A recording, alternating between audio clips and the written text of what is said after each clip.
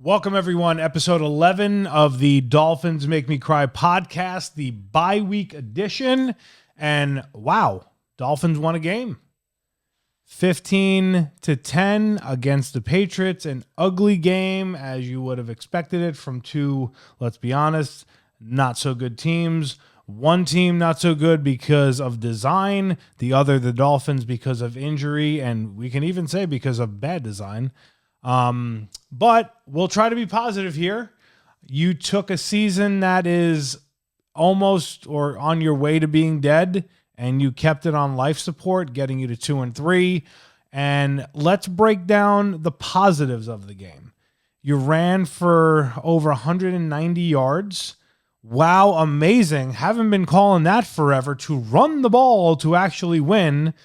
Whether you have Tua or not, you know, Snoop Huntley is what he is. He gave you almost 200 yards passing. It was about 190 or so. And when you look at the game, it was ugly.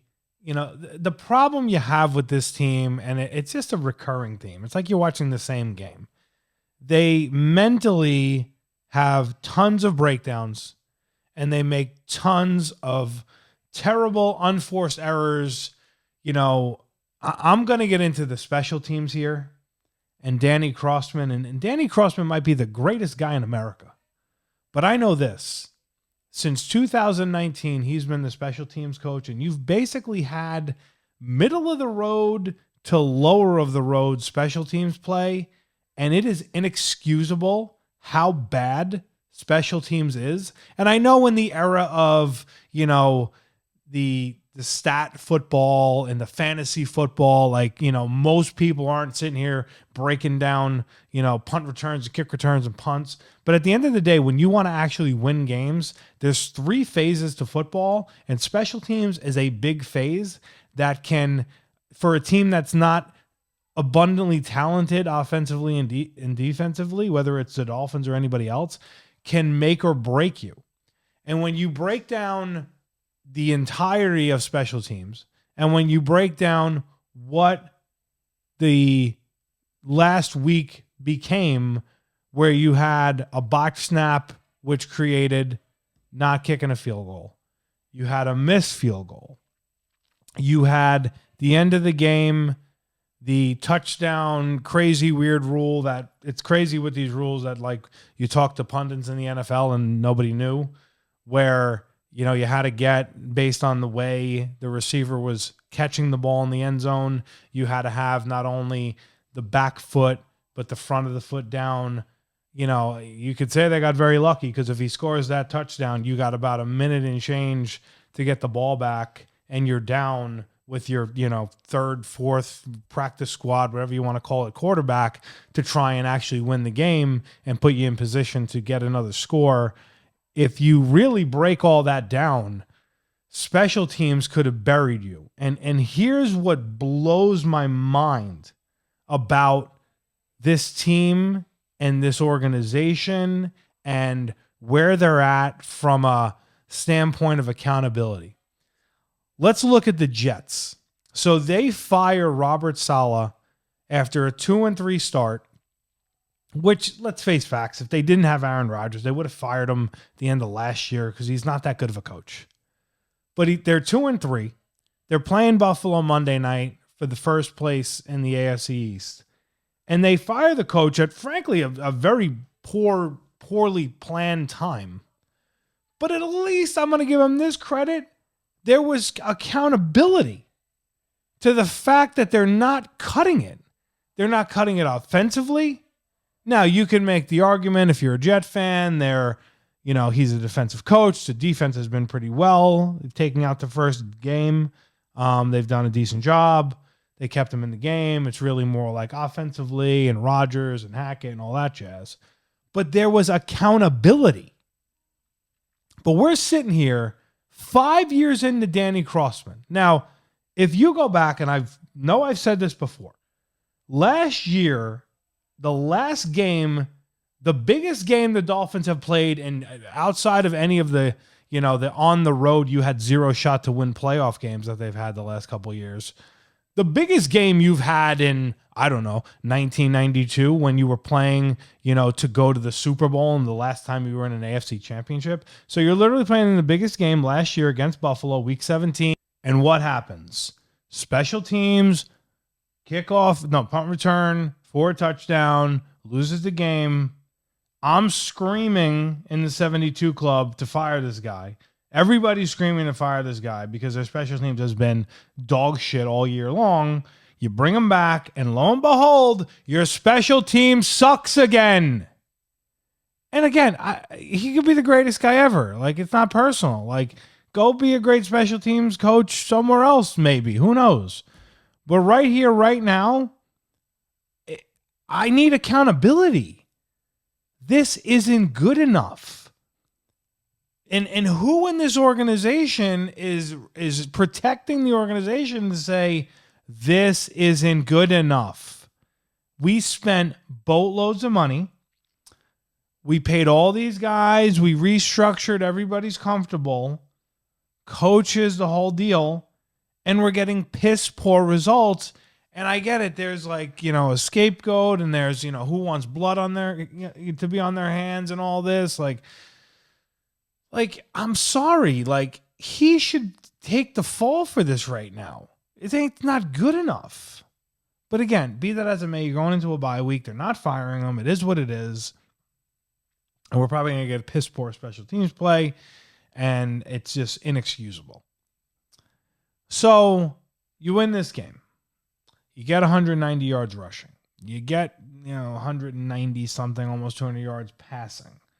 You did just enough. You kind of, I guess we'll call it, overcame some of those mistakes. You're lucky you did, based on what we said with the touchdown, with the crazy rule of getting your whole foot in and 2 feet in, and the rule that nobody knew. It's amazing. We watch these games week in and week out, and then magically these rules come out of the clear blue, and you got people in the league who never even heard of them before. It's wild. Be that as it may, you win the game. And now you've kept the season afloat. You get a bye week. You get the ability to get healthy. You get the ability to get a new game plan. I don't know what they'll do, Skylar Thompson or Huntley. I mean, McDaniel's in love with Thompson, and I would think if he's healthy, he's going to start him, but maybe he says, hey, Huntley's played a couple games. He's got this rhythm going, if you want to call it that. We want to give him that third game to kind of see where he's at. I don't know. If I'm leaning towards it, I'm probably going to go the Skylar route, just because, McDaniel wants to prove to everybody, hey, this is my guy, even though he is what he is. But here's what's baffling. In all the run game, good. How are there no designed runs for Huntley? I don't understand. Play into the guy's strengths. You're gouging him on the ground. Let him gouge him a little bit on the ground. Maybe it opens up a couple of big plays, Waddle and Hill. You did get some stuff out of the tight end, so I'm going to give him some credit there, finally. You did feel in the game, to me, that McDaniel was evolving a little bit and saying, okay, I have to, the first drive where he kicks the field goal and doesn't go for it would be an example where he's like, okay, let me pump the brakes, take the points on the road. First lead the Dolphins had basically all year, other than, kicking the game winner against the Jaguars on, let's face facts, a team that should be 0-5. But he kind of slowed his roll a little bit, and I think that helped, and it helped the game breathe a little bit.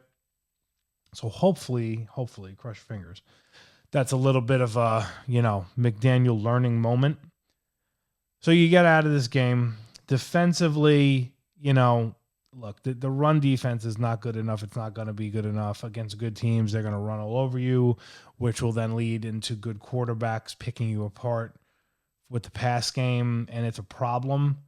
And the reality is you just don't have a nose tackle, and you don't have enough, firepower on that line that's not named Zach Sealer and Calais Campbell, and then the pretty good linebackers. You just don't have enough.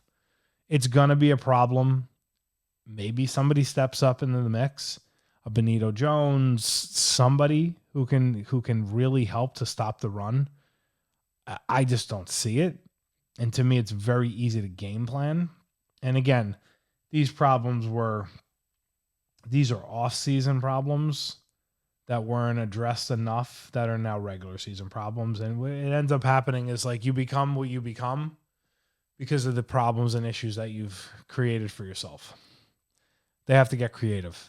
Just like they had to get creative on the last offensive drive with the line, with a fullback to kind of just power and bull over and do everything they had to do to get that touchdown to win the game. They have to do that another week to get to Tua coming back. But let's just be real. Tua coming back is not going to be the end-all be-all. Tua coming back will be a spark. I'm sure he will struggle. I'm sure he has to get back in the mix. I'm sure he's going to deal with problems with his line. There's going to obviously be the whole, hey, he can't get hit again, thing. And, I'm sure as an athlete that's going to play into things. But we need to be cleaned up just in the stupid mistakes and the penalties and the botch snaps and just the stupidity. Like, we need drilled into people's heads smart football. I don't see it. I just don't.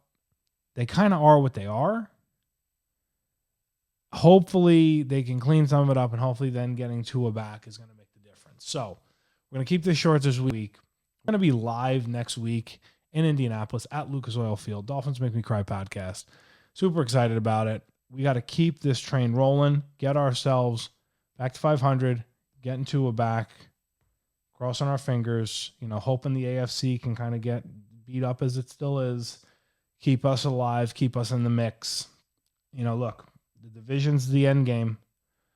To me, if you looked at it, a 7 seed might be right now the best case scenario, but we have a lot of football to play, and let's hope we can get things situated, fixed, health, Tua, the whole thing.